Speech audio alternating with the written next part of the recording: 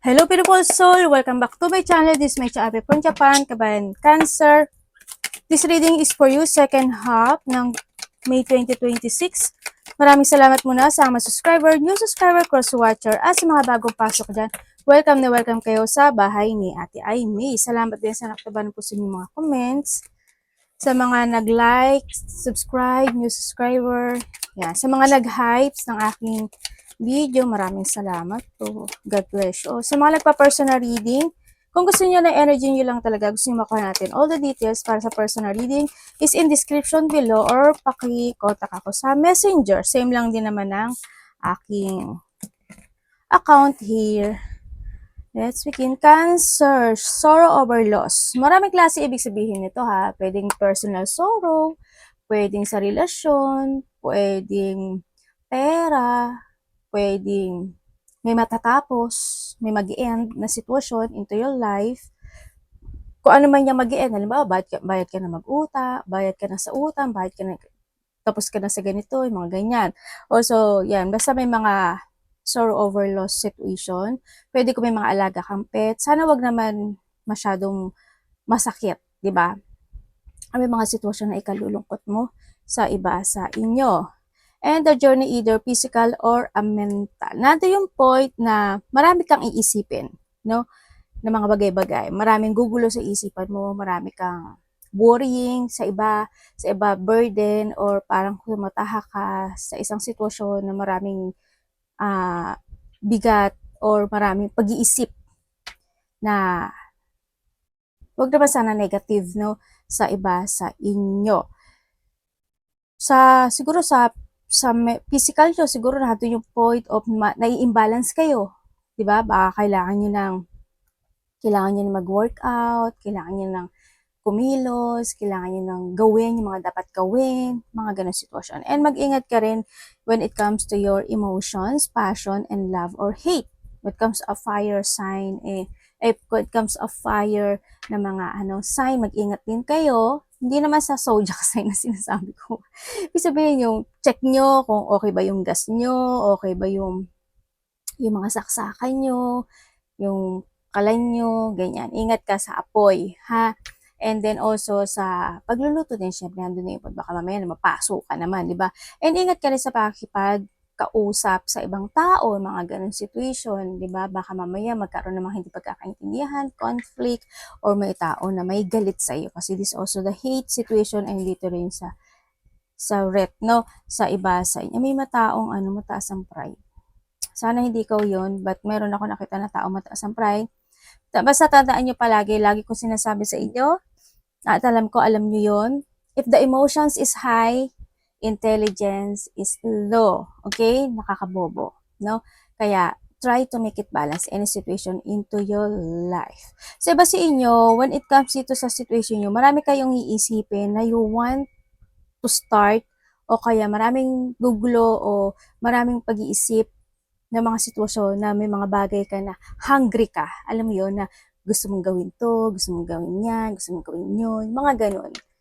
Maring into your passion, pwedeng doon sa point na yun. No? Sa love din medyo may burden. And magkakaroon mga recognition, reward for merit. Congratulations! O diba? Hindi naman sa lahat ng panahon, hindi naman sa lahat na Kasi ang reality kasi ng life is the negative and the positive. Yung negative, pwede natin niya mabago going towards sa positive kapag alam natin yung mga warning na pwedeng makatulong sa atin, di ba? But still, andun yung basket, na more blessing to come, yung mga recognition, parangal, ano man yan, mga celebration, blessing also ito, no? Yan, may mga reward, yan, maaari may mga ginawa ka, o may mga gagawin ka na sitwasyon na you will receive it. Yun, makaka-receive ka daw ng gift, congratulations!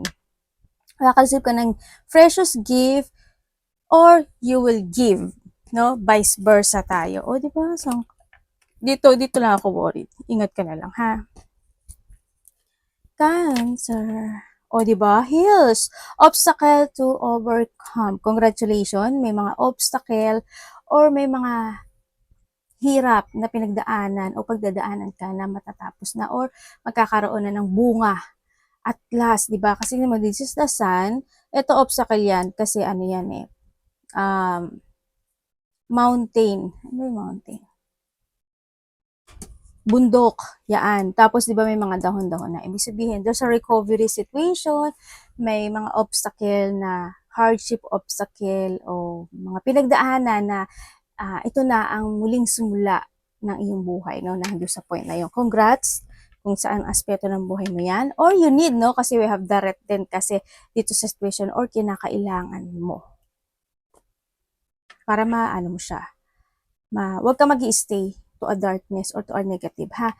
Feeling tied down or frustrated. Ito na nga to. Okay, may mga pagdadaanan ka na medyo mapuprostrate ka, siguro sa trabaho mo, sa mga sitwasyon na naiisip mo, sa mga baggage na meron ka, sa mga hungry situation, pwede ganun. Ano ka lang, calm lang, kasi the more na magra-rush ka, the more na mamamadaliin mo yung mga sitwasyon, mapuprostrate ka talaga. Slowly but surely. Ano, kasi hindi naman si Heels.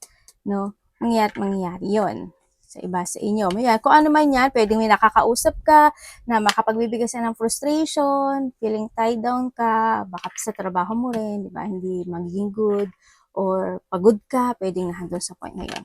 Anuhan nyo lang yung sarili mo. Successfully overcoming a problem. Okay, when it comes dito sa sitwasyon, hindi lahat is agad-agad makukuha. Kumbaga, dito yung structure, no? O re-structure situation. Kung tingnan mo, di ba, parang meron siyang pinubuo. Yun ang gagawin mo, ha?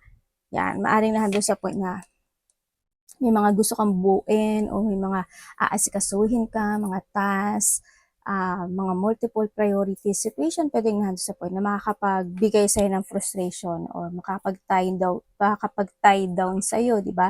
Kaya be relax lang din in any situation into your life. Yan. And then, kung dito is, yes, may mga situation of overcoming, successful when it comes sa ibang aspeto ng buhay mo. Heartache over what you no longer have. Okay. Kung titingnan ko to, itong bridge, itong heels, is, eto yung ending of the situation. Ha? Ito. Pero kung titingnan ko itong siyok, tsaka ito si spear, ibig sabihin, there's a targeting situation na hindi agad ito matutupad. Ibig sabihin, may konti lang na struggle or may konti mga obstacle ka na pagdadaanan. No, but still, andun yung point na kailangan mong maging matatag dito sa sitwasyon kasi magsasucess ka at ma-overcome mo siya. Ay, meron yung Okay, casket again. Okay, someone's going out of your life or the end of situation. Tulad na sabi ko kanina, di ba, there's an ending happen into your life.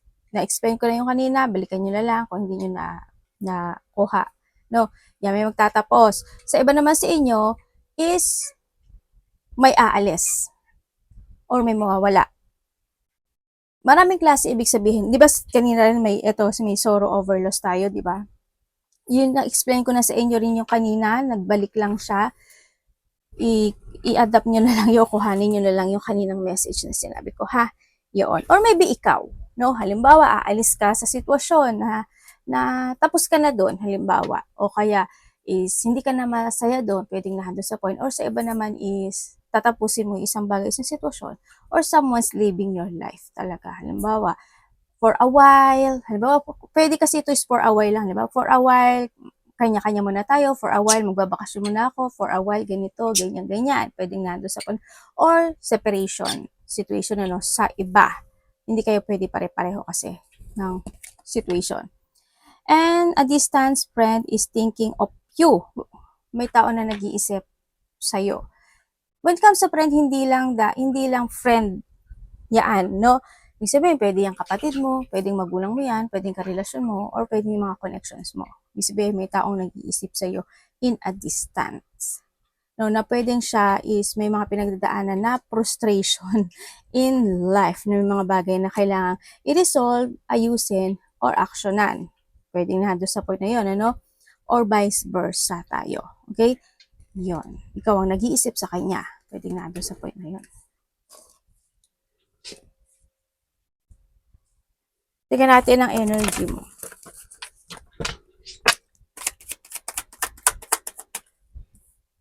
Your energy. Ay, ano.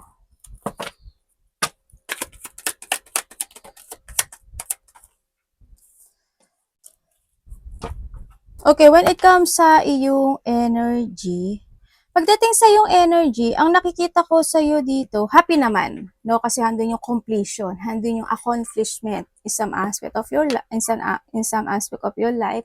Handun din yung point na ang nakita ko sa iyong energy is may mga time or situation na parang nalilito ka ata. Hindi ko alam in what way. Yun na nakikuha ko sa iyong energy. May mga pagkalito, no? Na kaya nandito si ano, ito oh, yun. May mga sitwasyon daw na parang nalilito ka ata. With captions energy, masaya pero nalilito.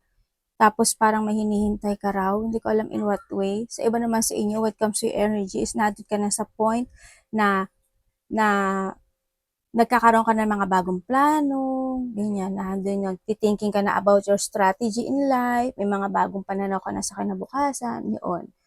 Ang nakikita ko naman sa iba sa inyo na energy is makakalimutin ka ba? Sana hindi kayo makakalimutan. Or maybe ha, maybe a part ng family mo, hindi ko alam kung makakalimutin ba siya, may dementia ba siya? Dementia ba? Dementia ba siya? Or meron siyang, hindi naman lahat kayo ha, or meron lang siyang problema pagdating sa isip. Pwedeng nahandun sa point na yun ha. Hindi naman kayo lahat to. No? Yun ang nakikita ko dito. Sana makakalimutin lang, di ba? Yun. May nagpapadoktor ba? Hospital, check-up, um, confined, paralyzed, or maintenance is needed, ano? Ako nakikita dito na kailangan action na. Tanong-tanongin nyo yung mga kakalayan, sasabihin na naman nila, ay nako, bahala sila, mas matutuwa pa sila kung may sakit. Hindi, huwag kayong mag-iisip ng masama sa ano ha, promise ko lang sa inyo, promise ko. Basta ang payo ko lang sa inyo, huwag kayong mag-iisip ng masama kahit na kapatid mo yan, pamilya mo yan, kahit may nagawa silang masama sa inyo, huwag kayong mag-iisip. Kasi pwede yung magbumirang sa inyo. Pwede yung magbumirang sa atin, no? Mas magiging blessed pa sila, 'di ba? Tapos sa atin yung unlucky. Kaya medyo iwasan nyo ha. Payo ko lang naman, nasa inyo naman yan. Parating kay Cancer.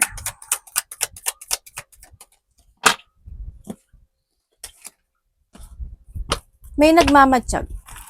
Hindi ko alam who, ikaw, or someone, but may pagmamatsyag.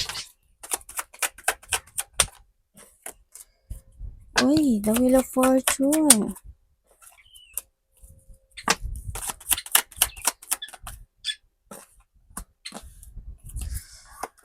Parating sa iyo. Okay, parating sa iyo.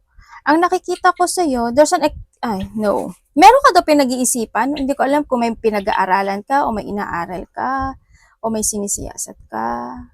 Yan ang nakikita ko ha. Meron daw ganun. Sabi naman sa inyo, sabi ko nga kanina, may nagmamatsyag or someone spying. No? And then also, ang nakita ko is magkakaroon ng union. Magkakaroon ng union sa taong mas may edad sa'yo. Yun ang nakikita ko. Mas ahead to sa'yo. Ibig sabihin, mas bata ka. Kung 1 taon man yan, 2 taon, basta mas ahead to sa'yo. And then, ang nakikita ko rin dito sa'yo is merong transformation happen sa buhay mo eh. May magbabago daw. Or may babaguhin ka, maybe. Pero there's a transformation happen into your life. Ibig sabihin nito, sa pagkakasuma ko dito, merong kang opportunity or meron kang gustong gawin o gusto mong umpisahan na or pwedeng dati na to na magkakaroon lang ng konting pagbabago. Ganon. Halimbawa, may naiisip ka na gusto mong gawin. Tapos, halimbawa, ang gusto mong gawin is paano ko ba ma-example para mas maintindihan nyo? Halimbawa, Monday, halimbawa, meron kang na-delay na isang situation in the past na hindi mo na pursue, di ba? And maaring magkakaroon yun ng transformation this time na medyo babaguhin mo yung style, yung strategy, or babaguhin mo yung pagpapalakad. Pero ganun yung ganun nakikita ko sa inyo. May transformation happen. May ita-transform ka. Huwag naman sana sa sarili mo, di ba? Kasi iba parang yung iba kasi dito, parang gusto nila, parang nag-iisip sila about transformation when it comes sa sarili. Babae ka man o lalaki, ha? Yun. And then, parating din sa iyo, may papers and documents ako na nakikita. Either you will receive a papers or documents, or may mga asikasuhin ka na papers and documents. Hindi ko alam kung saan siya connected. May mga rewards, success, which come through coming, ako nakita dito. There's an offering situation din, ako na nakikita dito. Merong dalawang sitwasyon na makakamit mo. Either dalawang pangarap o dalawang sitwasyon, makakamit mo siya. Congrats kung ano man yan. No? And then, mag-ingat din kayo. Ang nakikita ko dito is may mga time daw na mananakit.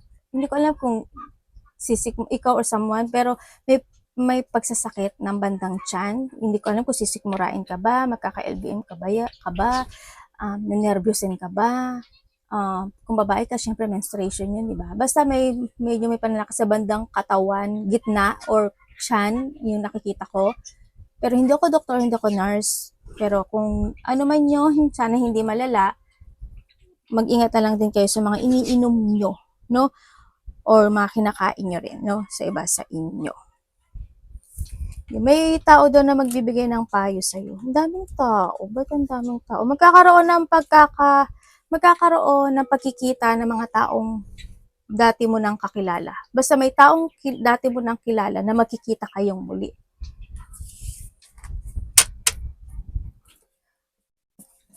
Meron daw.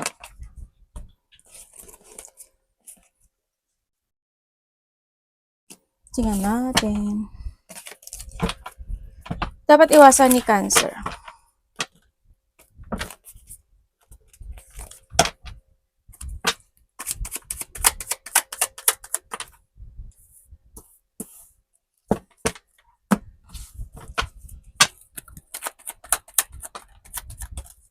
Okay, dapat mong iwasan.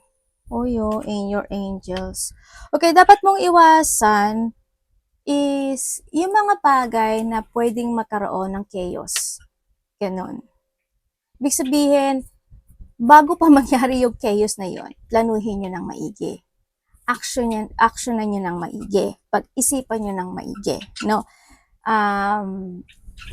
Balansehin mo ng maigi. Basta you need to think ng advance para hindi magkaroon ng chaos situation yan. No, iwasan mo yung magkaroon ka na pagdi-disorganize sa lahat ng aspeto ng buhay mo. Sa relasyon, sa pera, sa trabaho, or sa pang-araw-araw, no? Kasi nasa inyo naman yan, buhay nyo yan. No? Iwasan mo din is syempre yung mawalan ka ng pag-asa, yung hindi ka magkaroon ng paghihigpit sa lahat ng aspeto ng buhay mo, and then also yung ma-disconnect ka sa mga gusto mo maganap o mangyari sa buhay mo, yung masanay ka sa isang sitwasyon na halimbawa, sanay na ako, palagi naman ganyan nangyayari sa akin. Huwag mo sanayin yung sarili mo kasi the more na masasanay ka sa sarili mo na ganoon, the more na hahayaan mo na magstay doon sa sitwasyon. Diba? Kaya kailangan huwag kang masanay sa isang sitwasyon na if you think na hindi yun magsasucess, kailangan mong kumilos at i-release yung sarili mo doon. Kasi pag sasabihin mo na, ay, okay na yun, sanay na ako dyan, ganyan ako palagi, walang mangyari sa'yo. Magsiging cycle ka lang doon. Paikot-ikot. Mangyayari yun. The more na hindi ka natututo sa buhay. You need to learn from the past sa situation. Kung may mga problema ka, ay may magtatapos sa'yo. You will back from the basic situation. As in, magkakaroon ng mga resetting or sa iba sa inyo is Parang may mag-iisa. Hindi ko alam in what way. Yun. Magkakaroon din mga getting together, no? May mga celebration pala, no? Surprise parties, event, getting together. Kamusta po ang love ni Cancer?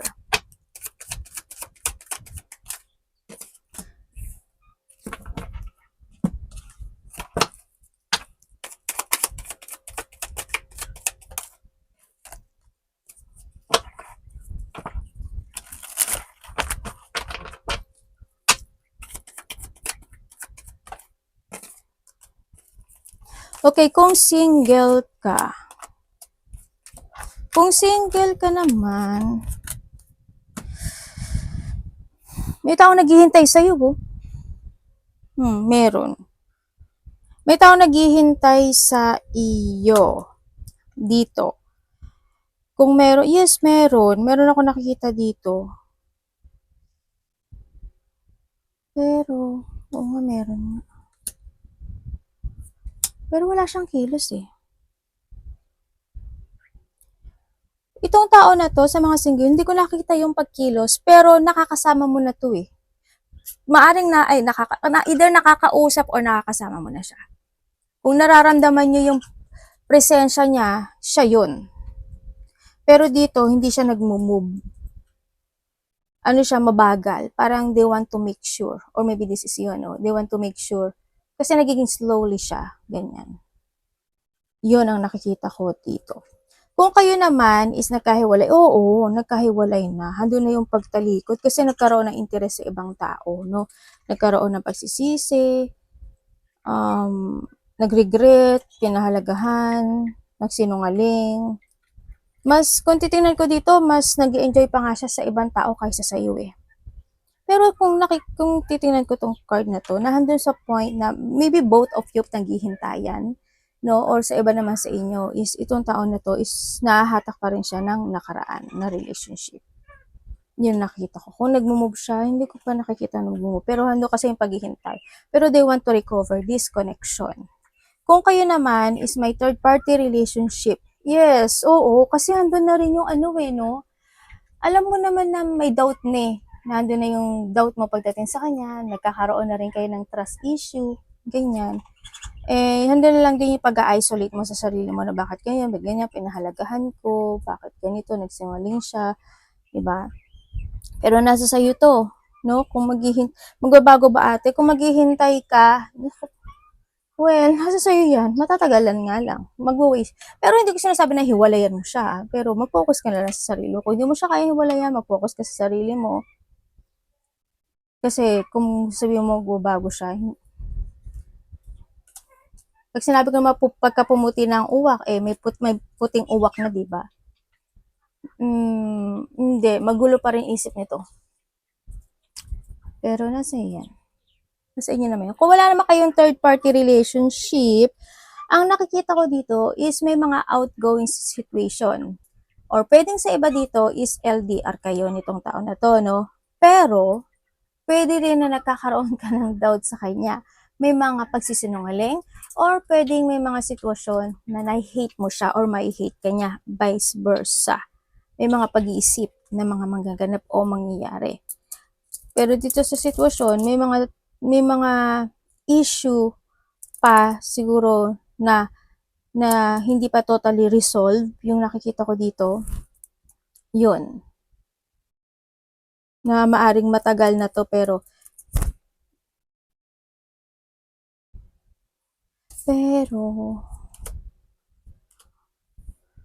kasi may issue eh, ako nakikita eh.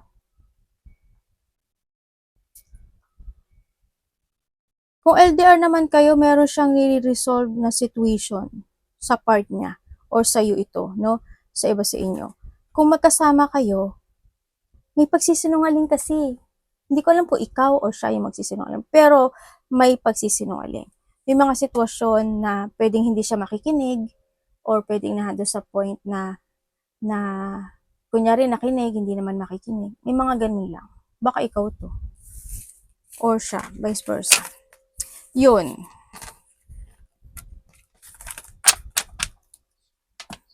Tingnan natin na yung money. Money po ni Cancer.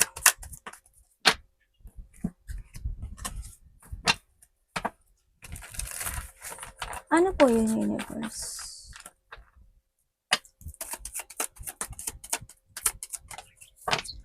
Okay, pagdating sa iyong money, pagdating sa pera mo, ingatan mo na lang yung pera mo, Cancer, kasi this time is hindi siya ganun katatag, no? Ano to, money and trabaho to pwede rin kasi na matumal, pwedeng hindi gaano, okay, konti yung pasok, pwedeng nando sa point na yun, o kaya nando sa point na mas marami ang lalabas this time than sa pumapasok. Kaya try to make it balance na lang din, ano, Cancer, kapag dating sa paghawak ng pera. Dito rin sa sitwasyon mo is nando yung point na iba is may mga delay situation or pwedeng may mga maka-cancel or matidelay. Connected ang trabaho or pera. Connected yan, no? Andun din yung point na yung iba sa inyo is nahahata kayo ng nakaraan. Pwedeng may mga past issue situation na hindi naging maganda pagdating sa trabaho or sa pera, or pwede rin naman kasi na may nakaraan na hindi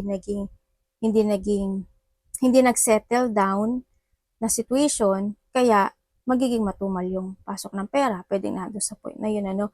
Kaya ingatan nyo na lang. Magkakaroon ka rin, hindi ko alam kung sa sarili mo or someone, magkakaroon ka kasi ng disappointment. Connected ang trabaho mo or sa iba naman is connected ang pera. Pwedeng iba sa inyo is meron kayong pagkakagastusan na traveling situation. Malayo man yan o malapit.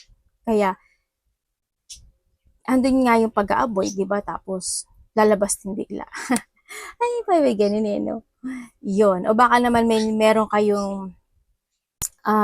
kang nire-resolve ngayon na pera, di ba? Kaya ang kailangan, i-avoid mo yung mga dapat i-avoid. Magdadagdag ako dito ng message May tao ako na nakikita na matigas ang puso. May taong nagiging tanga. May tao na may kalupitan at may katigasan. May tao ako na nakikita na nag-entitled. Siguro alam niyo naman ibig sabihin na nag-entitled, di ba? Sana hindi kayo to. No? Meron ako nagmamarunong, nagmamagaling, feeling mo siya yung may alam ng lahat. Mga ganun. Basta i-research nyo kayo ano yung meaning na nag-entitled. Yon ang nakikita ko sa iba sa inyo. Mag-ingat kayo sa mga pwedeng maling desisyon, maling aksyon, maling movement na pwede nyong tahakin or pwede nyong gawin. Ha? Kasi, meron mali-mali situation na pwede maganap sa iba sa inyo. Yun. O may taong galit sa iyo, Cancer. Arigato namaste, God bless.